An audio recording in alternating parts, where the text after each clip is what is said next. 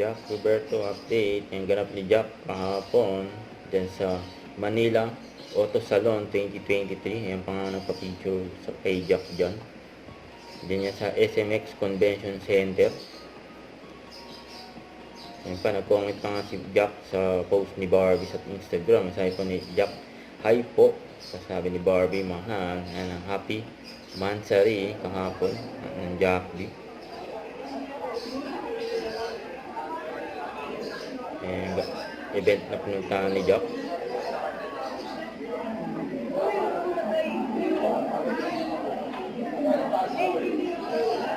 For Manila Auto Salon 2023.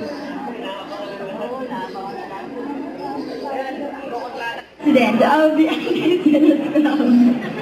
Actually, nakakatawa kasi syempre, di ba, we all know na nag-viral lang naman sa TikTok kasi marami sa atin mga selosa. So, kayo ba girls, selosa ba kayo? Selosa sila eh. So, isa sila sa mga... Pinatugtog pang Huwag yan! anti-zero. Tuloy mo, sige. Wag!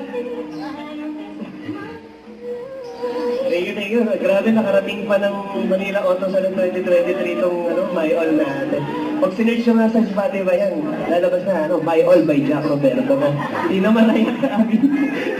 So anyway, salamat na lang sa, syempre natutuwa ako sa mga kapuso natin at mga viewers natin and subscribers na talaga sumuporta naman kahit na selosa sila. So thank you guys. Thank you so much po. And before we end this on a beautiful note, would you like to promote your show or anything that we can support you with? Yun na nga guys, may ere pa rin po yung The Missing Husband. Everyday po yan, 4:05 p.m. sa GMA Afternoon Prime.